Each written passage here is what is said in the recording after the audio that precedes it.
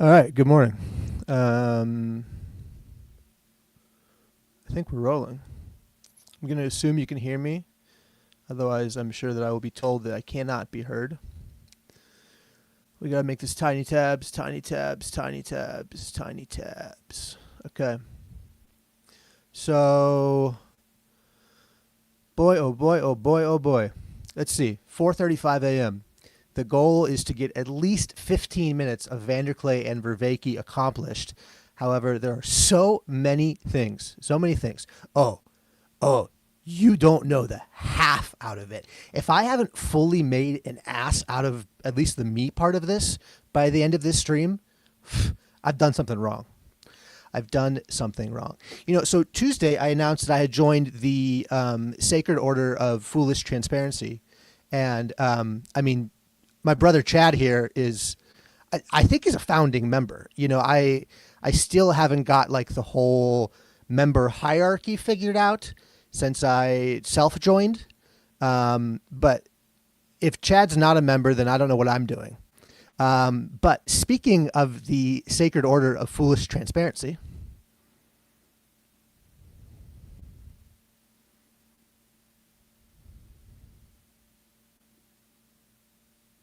click. Maybe my story this morning and sharing too much on the internet. Maybe that is today's weave with Grim's stream last night. There was more there. What he's trying to get us to see. There was one moment that was pretty powerful. I gotta admit, I mentioned WoW, it hit, but I can't recall it this morning. I've had 4.5 hours of sleep, but both of you guys doing your thing gave me just enough. That's Scott at Am I Driving? No question mark. 22 subscribers. If you subscribe now, you are part of the foundation, the ground floor. Scott's posting really cool stuff. He's a nurse, so his work schedule is a little unique. So stuff comes when it comes, which honestly is kind of nice because it's like there's not exactly a standard rhythm or cadence. Okay, so not a member of anything, but an OG sub. And then we gotta take care of this, right? So there is now a VNA trail forming. So you could start here, and then at 5:30 a.m. you could switch over to the Chris Howard show, and then Jeff, what time do you start? Do you start at 6:30? Does it go straight from Chris Howard show to Shoulder Surf? Because Shoulder Surf is doing C.S. Lewis, just reading literally everything C.S. Lewis ever wrote. I have a note here somewhere. Shoulder Surf, Jeff, is looking for your favorite work of C.S. Lewis. So if you have a favorite work of C.S. Lewis, 7 a.m. Central Time. So Chris Howard show, well, Chris right now, Chris is just on a tear. So Chris might go to 7. Chris might go to 9 a.m. We don't know how long Chris is going to go, but Shoulder Surf starts roughly 7 a.m. Central Time, and he's looking for your favorite C.S. Lewis work. So find him, let him know, and maybe you can go on the Shoulder Surf show and talk about your favorite C.S. Lewis work. So I was thinking about Scott, I was thinking about Grim, I was thinking about the non-member Chad, and I was thinking about the Sacred Order of Foolish Transparency. And, it's funny because last year when I started doing YouTube, I was kind of just like throwing stuff out there, not really sure what I was doing, not really sure what YouTube, I knew what YouTube was, but I had when I discovered TLC, I'd only been back on the internet for like a month or two because I had deleted all social media for 8 years. So everything had just changed and shifted and wasn't the way it was in what that would have been 2018, 2018, 2017. Why is 8 years so hard to do math? And one of the things I was posting was I was posting like poetry, and I mean I posted some kind of weird stuff, but every time I posted a poem, it would get dislikes, and I cowered out of poetry. I was like, oh well, the algorithm does not.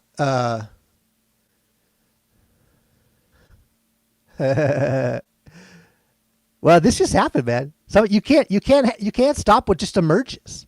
Tuesdays and Thursdays, there's a V&A trail. It just emerged.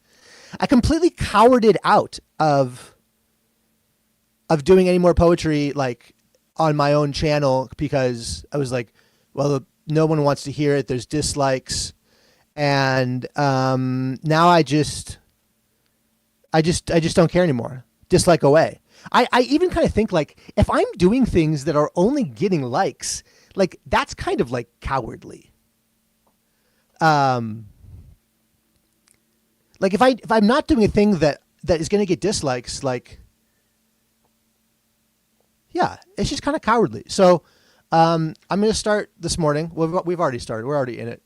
4:41 a.m. Here we go. But I'm going to read a poem. It's there's three pages of this, so this whole thing is going to fall down. You've been warned. Remove.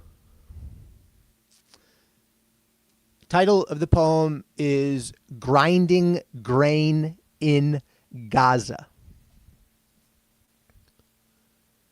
Dinner was at 6.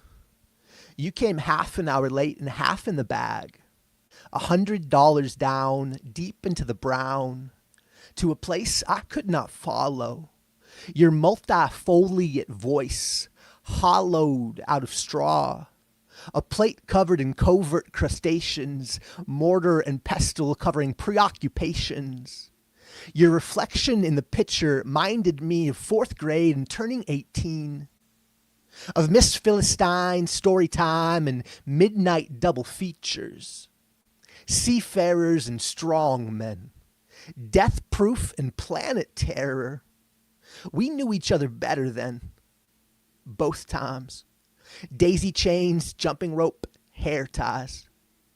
Would you see me like that summer, atop the fallen cedars, before you found the sidewalks and left me in the tall grass? 30 years of parking meters. All for final jeopardy. What is sweeter than honey? What is stronger than a lion? I hear you cheering for the changing, and I've been fearing the threads. Our yearling, the key ring, those changelings in the yard. Run amok, bald-headed like Picard. I saw your cup hanging on the wall. I saw high heels in the next stall. Ankles shivered in the grist. Wrists against temples as we kissed. You played Temple Run while I confessed. Pressed up, down, up, down, up, down, up, left, right, up. Daggone it. Blind again. I used bronzer for the first time. The windshield cracked from the hail. It was always Hail Mary. It was always Martha in the dark. They always come from Nazarene. Honeyed lips and bee stings. Jaw like an ass. Foxfire in the tall grass. All call tales if you whisper to the la. One more day you can cut my hair. In the hollow place where the spring and spirit come returnal. Where the diurnal rockets run supersonic, turning clouds into hedgehogs. Where the strip clubs reek of rot. Where the philosopher brought little Alex his stuffed elephant. This table between me and you. This map of war. This fable between me and you, this gap in lore, this cable between me and you, this apple core, this sable between me and you, this app on tour, this gable between me and you, this dappled shore. I'm naked now, all out of yarn. Kernel germs between my toe knuckles. Does your grandmother still make pea soup, playing cards beside the sink? I won't see you again, even if you stand before me. I won't see you again, even if you still adore me. I won't see you again, even if you don't bore me. It's what you did to me. It's what I'll do to them. Close your eyes so you can see through mine. Hold my hand, press against the pillar.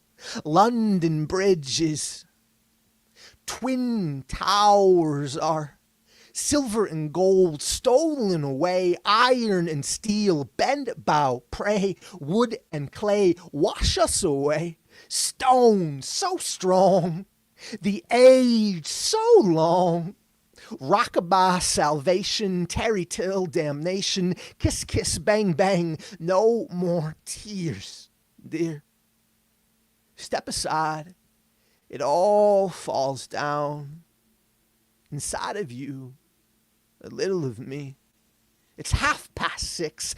Any second now, the stewards will arrive to wipe the bar and build an old-fashioned ziggurat where we can imbibe, hearken, gird.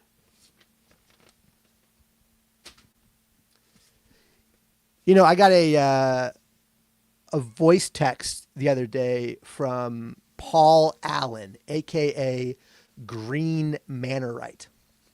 And I had said this thing about saints, and Paul texted me and was like, "You are quoting Pelagian heresy," and I was like, "Really? Huh? Well, why did you say more, Paul Allen?" So Paul Allen left me a voice note where he basically just did like a full exegetical walkthrough of John 14. And then he started the voice note. He was like, "I have written notes. I am walking the dog. Here is John 14. And so then I took notes, and then I texted him back. I was like, "Can I read the notes that based off your notes? Because it was pretty good. And like, I don't really want to be like a Pelagian heretic. I'd like to not be a Pelagian heretic." And so if people want an exegesis of John 14 from Paul Allen, we can probably make that happen. But right now I just have his notes. So we're going to do that next. John 14. And I apologize. These aren't very good notes. These are just scribblings. The way is through Christ. Living in Christ is the way of the saint. Christ as exemplar. Emulation over simulation. The disciples don't get it. Seeing Christ, Jesus, Yeshua, is seeing the Father. As you live in Christ, your will is bent towards God's will. What you live in bends you. Things have gravity. The spirit of truth is the spirit of alignment with ultimate being, the Father. Quote, "I will not leave you orphaned. I am coming to you." End quote. Sainthood is participation in this ongoing reality. Miracles are an outpouring of alignment. They are gifts. We do not grasp or snatch at the power. I think I said, I wrote this in an article and then I read it online. I said, I want to be a saint. And Paul Allen was like, "You are a saint, dude. Like, if you follow Christ, you are a saint." I was like, I guess I agree with that. I felt very uncomfortable being like, I am a saint. But when you read the letters of St. Paul, he calls us saints, those who are in Christ. And it's like, oh, okay, well, I suppose I just am supposed to like accept that. And maybe it's just hard for me to accept because I feel like I only ever use the word saint to like describe like the heroes. And I don't always think of the saint as just like the one who is participating in Christ. But if I think of it the old way, then I'm a Pelagian heretic. So I'm gonna try to not be that. And if you want Paul Allen's exegetical remarks in full, leave a comment and I'll bother him until he makes it happen. Okay, what do we do next? What time is it? We have 40 minutes. Okay, we're doing all right.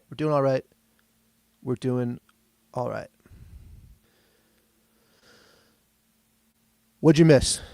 You missed a quarter Palestinian. You missed not wanting to be a prophet because of all the anguish. And we're back. So, beloved friend of the show, Sherry, told me to watch this video. And I watched this video. And there's this one part in this video that is just so interesting. And we're back. Oh, you know what? We'll do it after that. No, let's do it first. Let's do it first. Okay, so remove this. We'll remove this. Leave that there. Search Pageau. I don't know why I said G instead of G. Probably because I was thinking in French. Okay, and posts. Now I need to stop the screen, share the screen, go to the posts. Come on, baby. Come on. Add the screen. Okay, so... Oh, I can do both at once. So there's this little post here. I think this is the right one. Yeah, I got a post from Jonathan Pageau about symbolic world. And I just want to read this one line because clearly,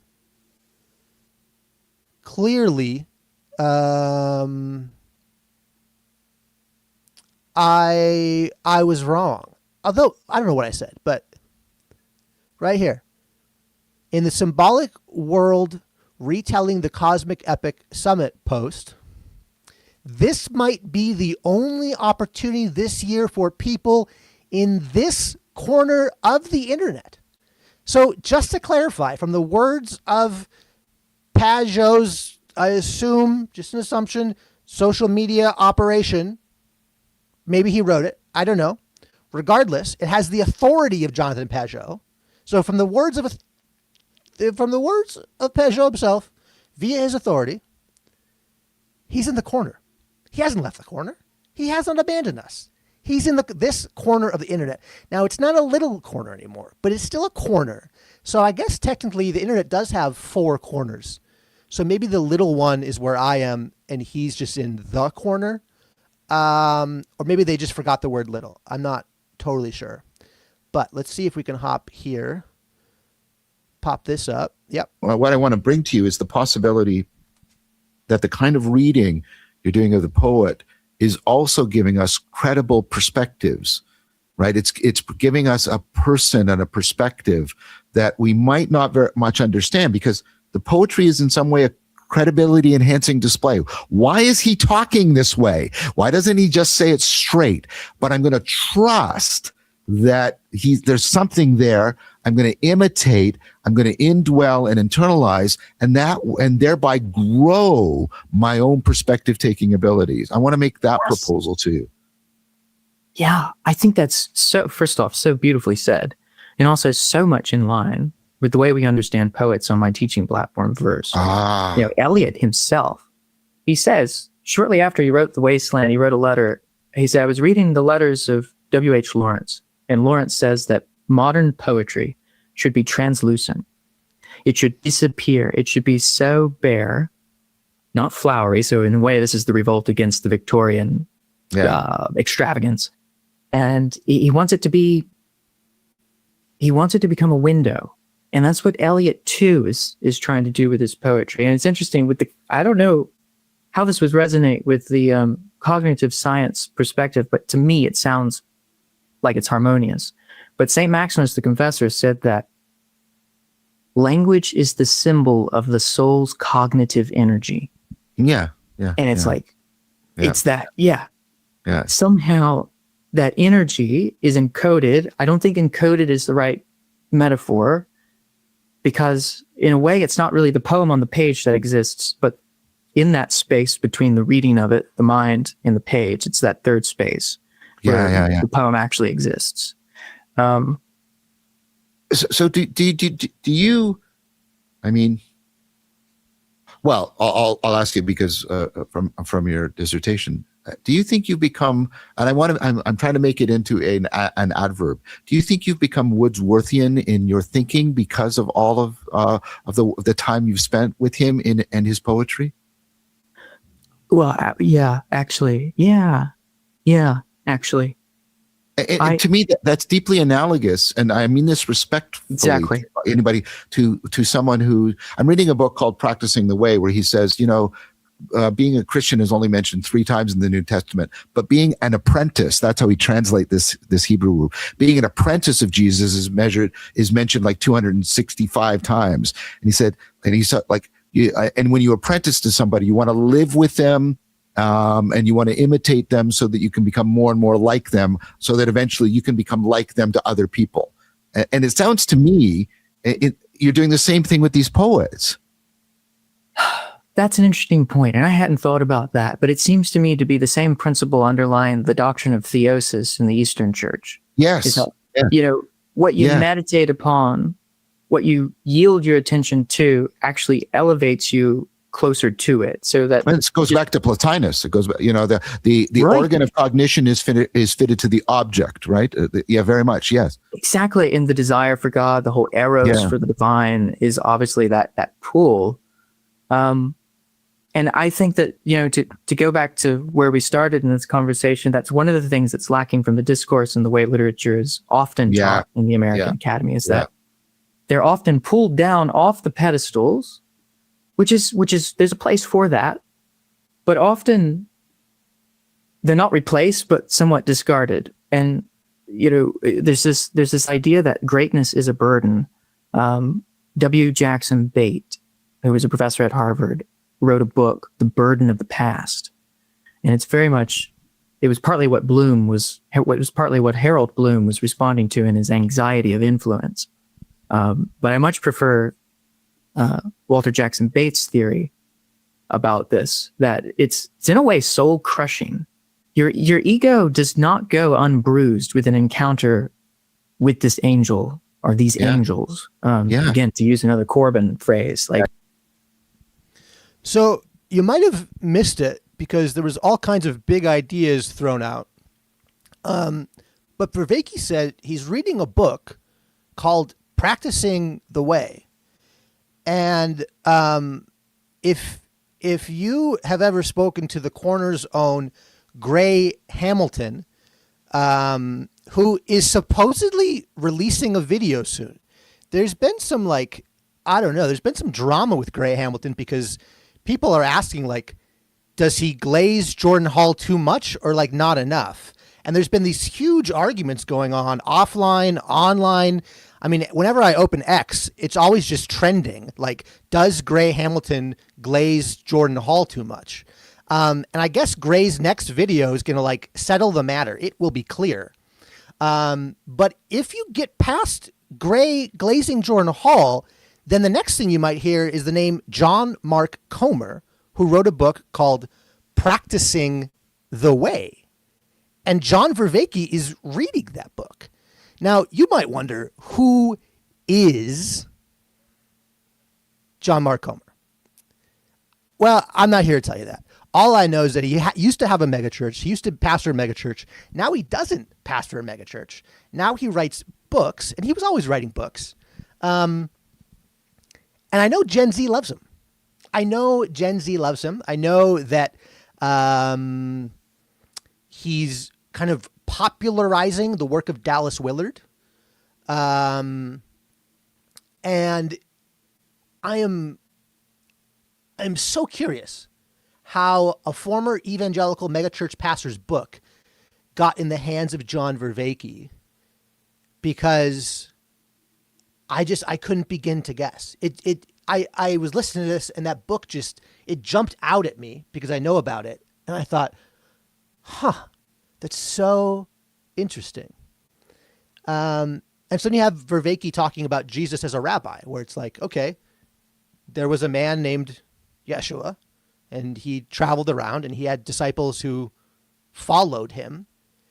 And like, oh, maybe Teo can speak. Oh my gosh, that's not Teo, that's Brett.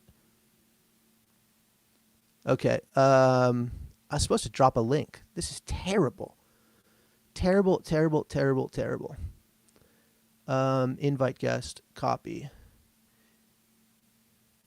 Teo's at work though, I assume. Rabbi. Yeah, so that's one of the things I think is interesting, is like, if you read the Jesus story and you know nothing about just the history of the time, which is totally fair, you'd go like, it's so weird that people are following this Jesus guy around. Then come on screen, boss. The link is dropped. But it wasn't weird that people were following him around because he was a rabbi, and that's what you do to rabbis. You follow them around, and then you learn to live like the rabbi. You learn to talk like the rabbi. You learn to live like the rabbi. So it's just kind of fun to hear Vervaeke talking about Jesus in that manner, because it's one of the ways that I find just very helpful to think of Jesus, is that I'm supposed to live like Jesus. It's so funny because 5 years ago, if I would have said anything like the words WWJD, honestly, the word cringe gives me cringe, but I'm going to give in to the cringe. I would have been so cringe to know that future Ethan was going to start thumping for WWJD again. I mean, if I still had a bracelet, I might wear the bracelet again. That's how much I'm going to thump. Granted, I'm a thumper. I've always been a thumper. I'll always be a thumper. I thump.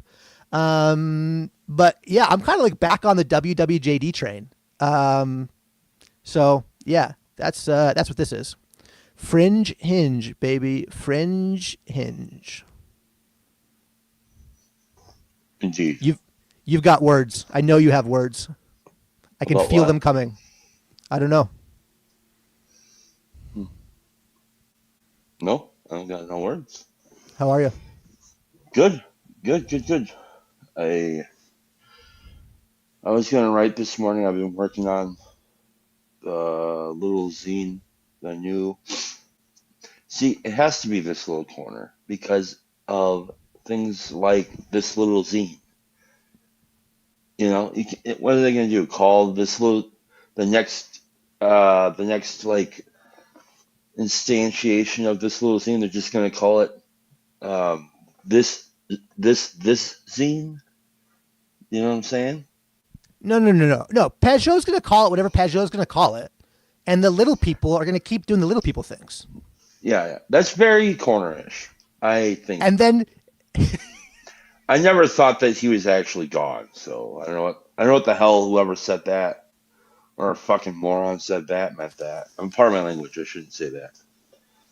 Well, I can tell you what I meant by it. Oh, you said it. Yeah, I say things. Yeah, I kick dust. No, I don't think that. Yeah, I don't think that any of those guys went anywhere. It's always been this way. Well, so here's the thing: is that I've been exploring thislittlecorner.net. Yeah. So I found this old video of Vanderklay and Vervaeke, which is the point of this. I'm aware. I've been watching. You've been taking fucking forever to get to this thing. Let's go. You know what? I'm going to take longer. I'm going to take so long. I'm going to take. Whatever you want. I don't care. You know what? Okay, I'm not the boss. so this is chapter 4 of Mathieu Pajot's book, and we need to get to this, but we're not going to do it today because we need to Did you watch say some Mathu? Vanderklay. Mathu? Is How do you that say it? like? Do you say Mathu like Mathulu? I have no idea how to say it. I don't know how to say it. I think it's like Machu. It almost sounds like a sneeze.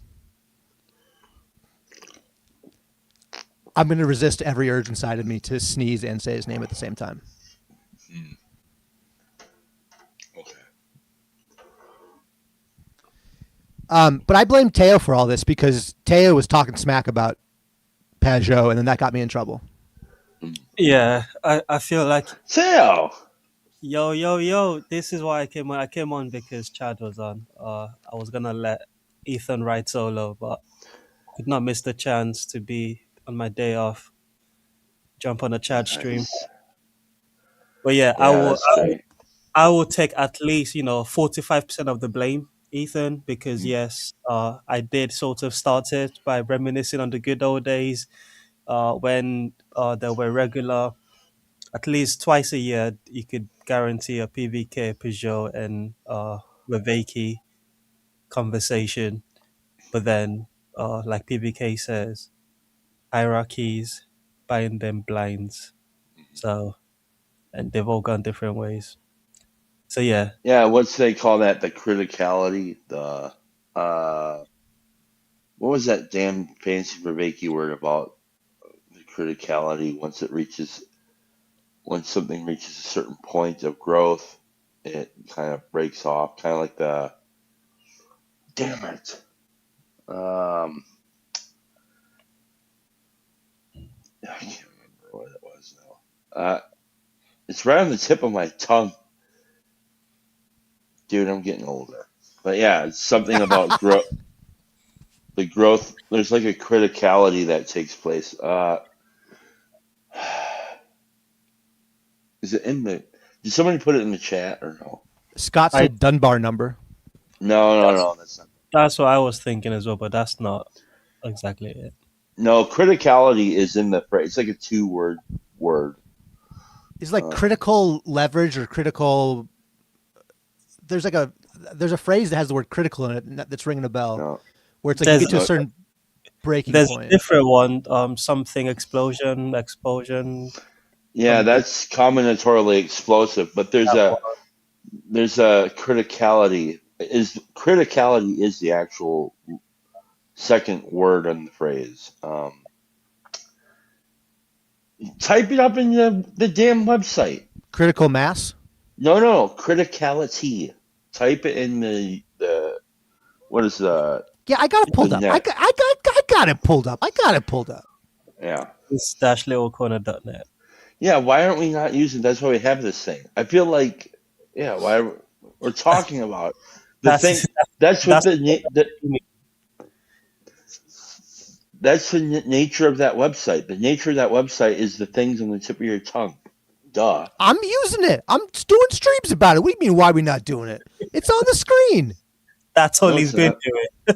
It's not on the screen yet. Yes, Now it is it on the is. screen. Liar.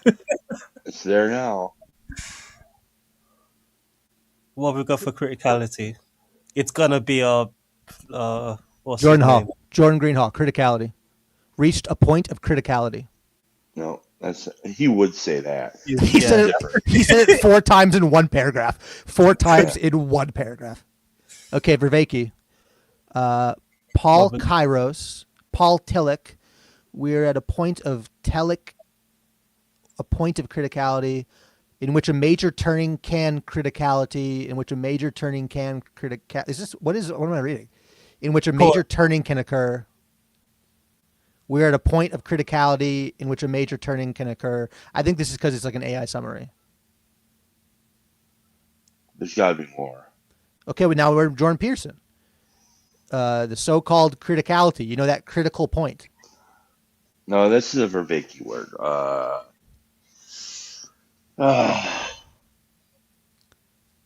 Are we looking for the second word? yeah, I want the. Well, I thought that they would be bunched together.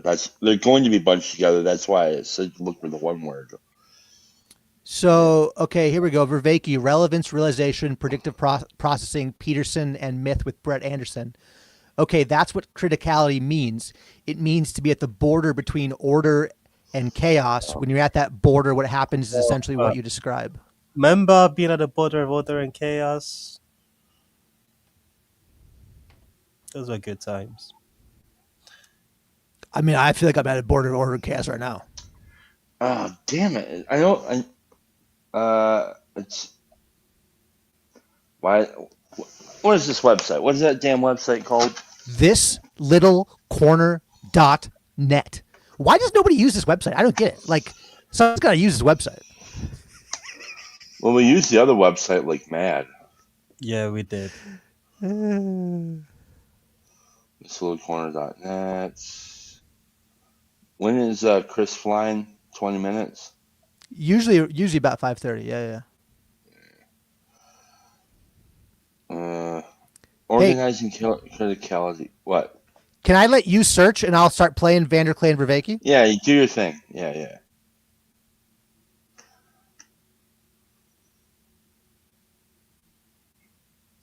And then as soon as you start talking, I'll pause. How far into this thing did you get? Okay, no need for that. Don't ask those kinds of questions. We're at 12 minutes and 38 seconds. You're 12 minutes in. And probably so John and I are figuring this conversation out as we go along too. So maybe Very I'll much. present the slide and then John will give some critique and we'll sort of walk our way through that way.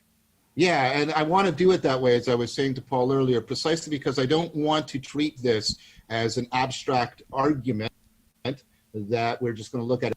Oh, Chad's got an arm up. I think arm up means game time. No. I found the website though, so keep doing your thing. I was putting my head on my hand. I was getting relaxed.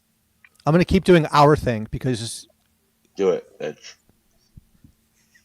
Its premises and its conclusion in some sort of purely logical manner. I want to set it back into very much like a Platonic practice, into a dialogue, and right, and so that we can talk to each other step by step as it's going along. So I'm trying to model how I think we should be doing this. I take it that's what you're doing too, Paul. As am I. So I'm going to move my camera a little bit because I'll be working from the middle. And with thanks to people that I have learned from that have helped me put this together. It's really work over the last year and a half or so. Pascal, a little bit, C.S. Lewis, Jordan Peterson, John Vervaeke, Jonathan Pajot, all 5 of these individuals have contributed greatly to this. Now we got to see if this works. Okay, this works a little different. All right, here we go. Okay, so little bit from Pascal, and those of you who saw a recent video know that I picked up a little bit of Pascal from introduction, and this actually was prompted by John's mention of Pascal, and I've listened to those a couple of times. Even though John has a very long project, there's so much to cover. He can often only just touch on things, which to me gives little teasers for me to dig in and research more. So Pascal's going to be in the series I'm working on that's going to follow the Awakening from the Meaning Crisis, the After Socrates. So I want to unpack Pascal quite a bit more. So that's going to be an opportunity for me to do so. I think Pascal's important for as you know, a contemporary and early responder to the Cartesian framework by somebody who was Blah blah as blah blah important, blah blah blah. go. I'm sorry. It's like I wanted to say that to John Vervaeke just because I thought that was funny. Because I'm a fucking idiot. Okay, it's self-organized criticality, also known as SOC. It's a property of dynamical systems that naturally evolve towards a critical state where minor events can trigger chain reactions, avalanches of any size. So, like, once a thing grows to a certain point, it collapses and turns into, like, you know, can turn into something else. I think the adding sand, like sand is one thing, but like he uses it in a metaphorical, poetic sense. So, like, John Vervaeke was using it, I think, in social groups. I think basically, I mean, in some sense, it's kind of like Protestant churches, maybe. something like that. But the whole point being, once the corner gets to a certain size, you get like people who have their different ideas about what it is, and so somebody can say the this corner of the internet versus this little corner of the internet versus the Peterson sphere. And so yeah, whatever. Who the fuck knows what I'm talking about? I don't know what I'm talking about. So that's sock. I found it. Thanks for letting me use the website. It's a cool website. I really like that when Parker built it, and as he's still building it, he kept like a old school web aesthetic. Yeah. That's like kind of my favorite part. What I would like him to do is add some Substack stuff, or at some point have like the different, like you can search across the mediums. So whether it's Twitter, Substack, Oh, Twitter. whatever the hell that is. I've never been on there, so I don't really know. But if you got an Instagram or whatever, what do you think, Tile? Sorry, I'm trying to find this website. I can't seem to access it. Thislittlecorner.net. I was trying to go on the website to Hey find out the guys, first time Chuck was used. What up, Sartori? What's up, Michael? just saw there was a party going on. I had to join in. Yeah, bro. 14 minutes. And you got to the title of the video, so that's good. I'm not going to respond to that. I'm not going to dignify that with a response. You did. You got to it, man. This video started a week ago. That's when I was. Oh yeah, we got to the title. Let's keep going. Well, but we Yeah. haven't. Sartori, do you want to say anything? Because last time I think I just like talked over you, made fun of you a little bit. Because Teo was a really bad influence on me, so I want to make sure you have time to, speak. I mean, I don't know exactly what's going on, but based on the progress of this thing, I will just say that the corner is a hanging out place. I found that out, and it's not conducive to getting work done. But that's okay, because everybody needs to hang out. But It's true. I feel personally insulted because I'm trying to get work done, and all my friends keep coming on screen to just hang out. And I'm like, guys, we need to watch this video by Vanderklay and Vervaeke because it holds the keys to the kingdom, but nobody wants to do the work. So, I mean, I don't know what to say. We already seen it. You haven't seen it. We saw it. Okay. That's all. That's why we're so far ahead. You know what I'm saying? I'm just trying to catch up, man. There's only like 3,000 videos I got to watch to catch up. Dude, that's true. Yeah. I was thinking about Michael Sartori as the middle child of the corner, even though he's a. Do you have siblings, Michael? I am a middle child. I knew it. The reason why I say this is because you have like the most potential, but in some weird way, you seem to get like not as much attention as like retards like myself, even though I haven't gotten a lot of attention lately, which is good. But yeah, I was thinking about that. Like you're like the best driven. You have like the best you put in the most like on the ground like concrete work. And yeah. I'm too aware of like what the tricks are that like if you know like, oh, I have to do this to get that, but then you realize like that's a disingenuous thing to do. If you don't know that like, promoting yourself or whatever, or doing the thing that will get attention, if you don't know that it's like, if you do it unself-consciously, it's okay.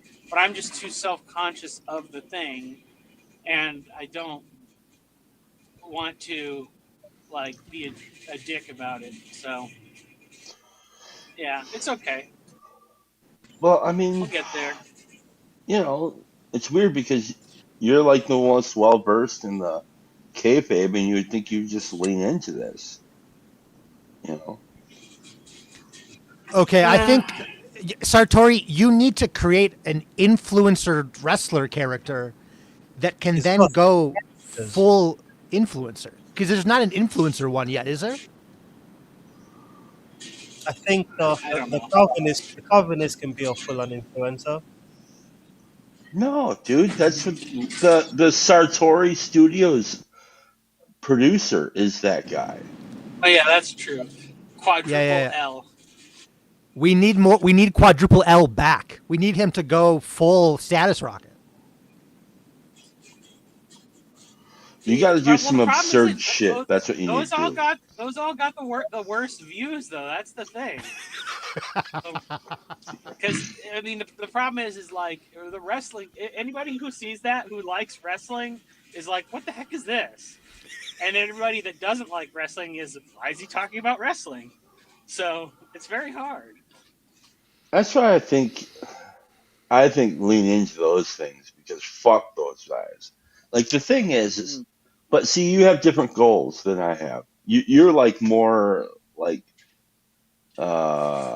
intentionally ambitious about getting your work so that you can actually take care of your family, you know. And I am more like 1994. It's not cool to be cool, though I desperately want to be cool. That's so my work is like that. Yeah. Chad, what was that Mm. suck? What does suck stand for again? The what? Suck. The thing you spent ages Oh, trying to define. self-organizing criticality. Self-organized. Okay, I searched second order. That I was way off. Thank you. Yeah. Okay, I have a question for the three of you. Legitimate question. Can this little corner, as a space where we all hang out, can it hold ambitious, professional becoming people and people who don't give a shit? Like, Yes. This is how we got into trouble last time, Ethan. You're starting again. yeah, well, I don't care. K-Tail? Go for it. Well, Chad just said yes, like that, like it was like a dumb question. So the answer is yes. We just move on Yeah, it's that simple. because of Because personal friendships and relationships. No, because the corner doesn't exist.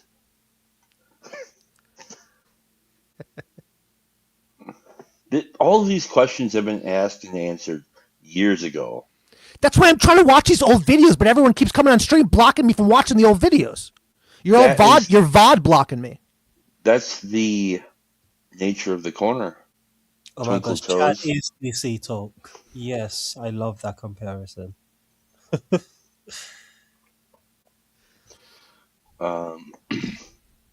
So yeah, what was I doing? Oh yeah, I was gonna write on my Substack because I wanted to promote the zine, uh, but I came on here anyways. So yeah, I didn't get shit done today. That's okay.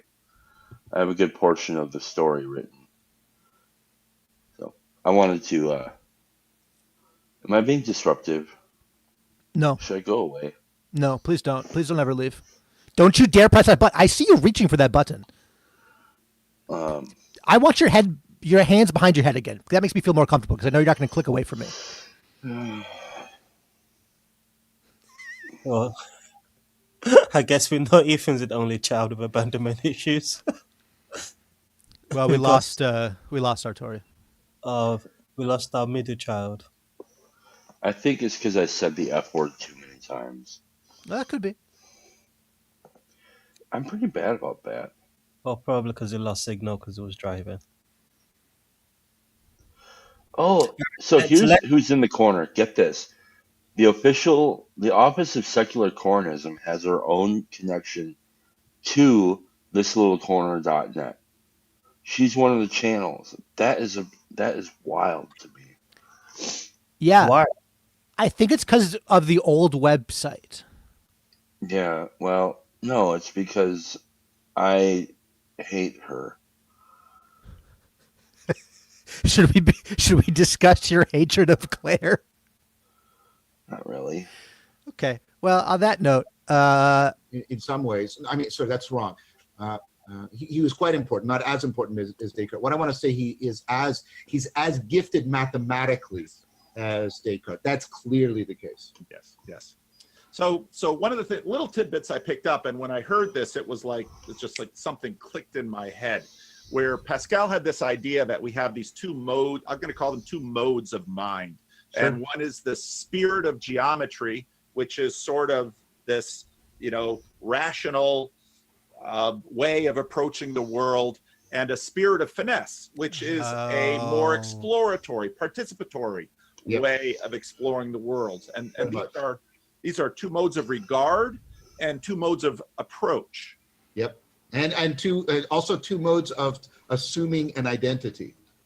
This is also part of the existential. So many people view Pascal as an early example, or at least a proto-existentialist, because I would say that these are not just modes of mind. I think these are existential modes. These are different ways of being in the world.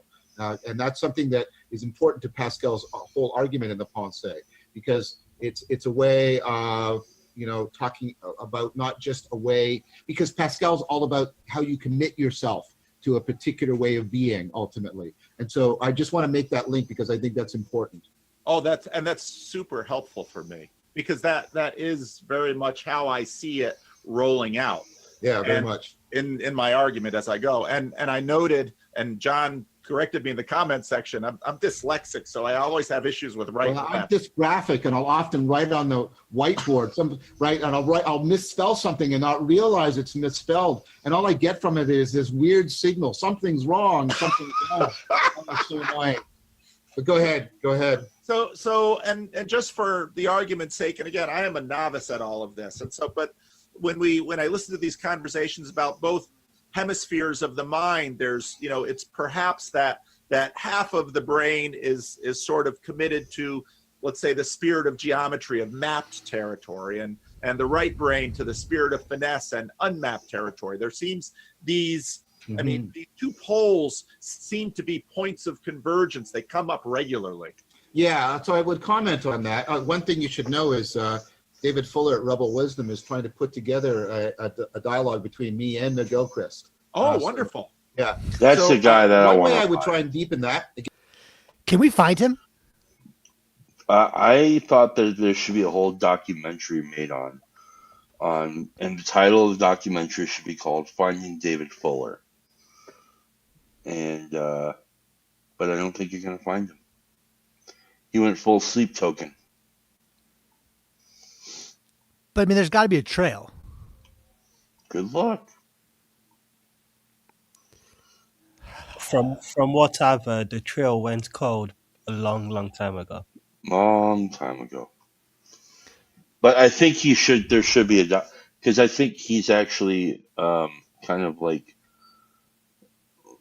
one of the Genesis stones in the path that, yeah. Yeah, it's funny because I was watching him, I was watching most of this stuff on YouTube, but I was not using any social media or not using YouTube socially at all. And so it was funny to find the corner then, after the stuff had already kind of blown up and was kind of settled. Because I was like, if I had been on YouTube, I would have my algorithm would have brought me to these people. Although it never brought me Vanderklay. But yeah, I Fuller was always really interesting. Interesting, just re-listening to this, how quickly the left brain, right brain stuff became a part of the corner's language. Because this is before Vervaeke spoke to McGilchrist, and that was very... What was that? Karen Wong that connected them? Pretty sure. He just said David Fuller connected them, but I think they also probably spoke on Karen's channel as well. Because Karen was very early with McGilchrist. Mm-hmm. What a heavy hitter, man. She's just. I haven't seen a lot of her or any of her work in a while, but yeah. She said on Twitter a few months, I think, back that she'll be reposting old conversations because she's not able to make new ones currently, but she'll be back, I think. Yeah. See, and for me, this is really helpful because, like, I have an idea of how the corner started, but like, it's weird to like engage in a thing and not really understand the history of the thing. And then, like, I'm thinking of like Ian Campbell right now, who, like, I don't know if he's ever done any digging before, but like, just like the folks who are even newer than me, I think seeing some of this old stuff really gives a lot of, like, I don't know, texture to the thing that is still going on. Oh yeah, dude. There's there is so much material that would be really interesting if somebody wrote like I don't even know. I don't even know how to go about it because I'm thinking about like because I've never been on 4chan. I'm aware of it and it's like the memes that surround its existence. But like if I think if you were to compare like 4chan to like uh the this little corner or the corner or whatever in like I don't know some sort of like do some sort of like comparative analysis like a story about the two and say and maybe like internet social networks as like your basis for the story, the corner would be way more interesting. Like way more interesting. Kind of like the difference between superheroes and actual people in history. So like when I look at like Captain America versus Theodore Roosevelt, like Theodore Roosevelt is way more interesting than Captain America. You know, I think it's like Yeah. that. All right, closing words. What do y'all got? 4chan is not 4chan. That's that's the comment of the day. I've never been there. I have no idea what. Like I'm aware of it, but I'm not interested in it. uh, well, Ethan, we should get together sometime. And Tyler, it's really good to see you. Agreed and agreed. Is it Tyler or is it Teo?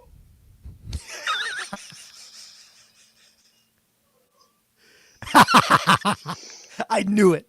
I knew it.